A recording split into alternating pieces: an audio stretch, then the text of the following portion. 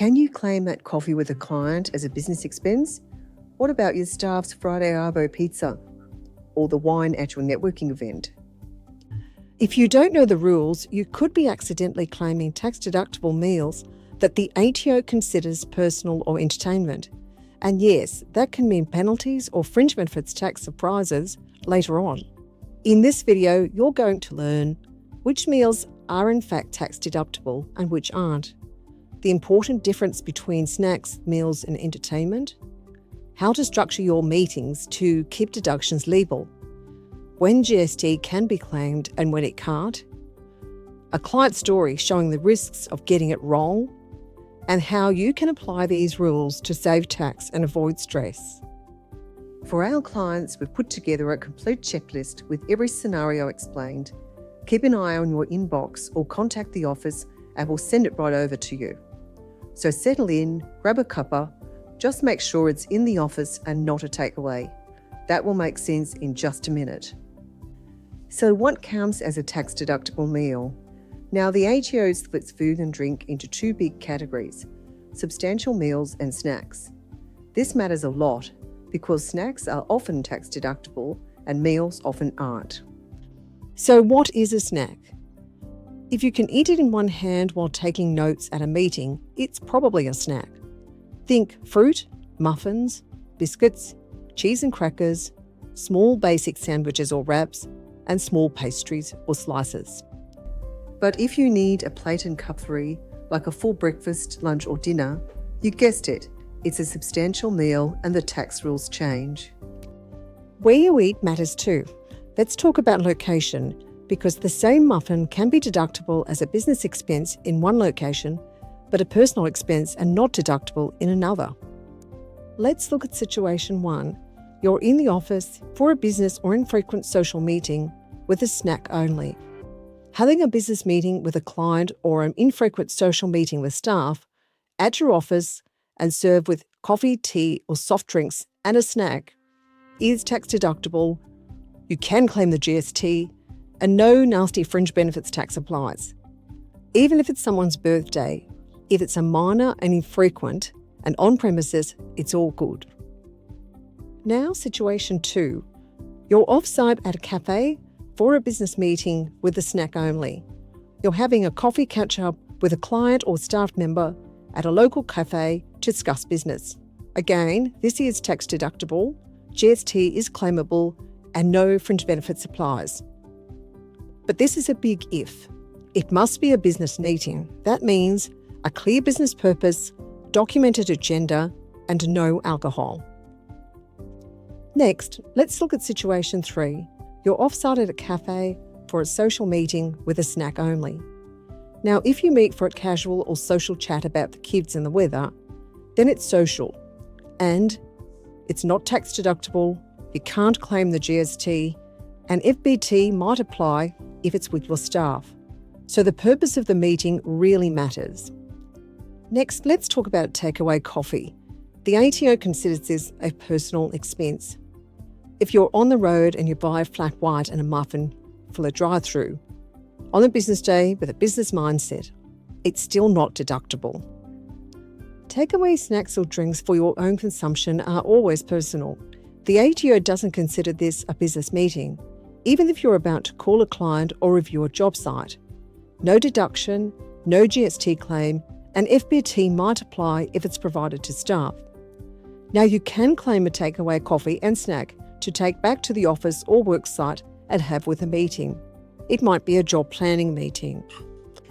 Next, let's talk about substantial meals. This is where most people get tripped up. A sit-down meal, whether it's at a restaurant or catered or part of the function, is generally entertainment. And the entertainment is not tax deductible, no GST can be claimed, and FBT might apply if given to staff. Now, if it's under $300 per head, it's still not tax deductible, but you might not have to pay FBT if it qualifies as a minor benefit.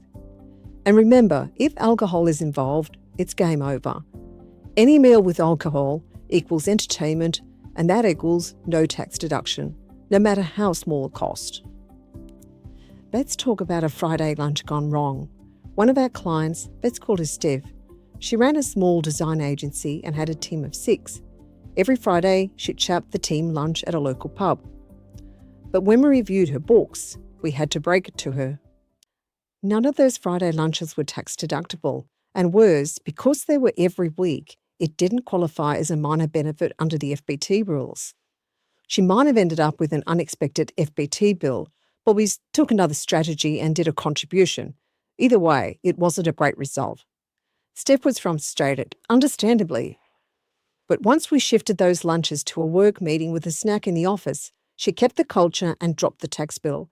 The moral to this story is always ask your tax advisor before incurring costs that you're not sure of. So when are meals tax deductible? There are 2 big exceptions that can make meals tax deductible.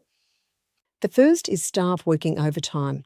If you provide a meal without alcohol to staff who are working unusually early or late, and it's reasonably necessary, then it is tax deductible, the GST is claimable, and no FBT applies. But don't go overboard. If you make a habit of it, expect ATO attention. The second is overnight business travel.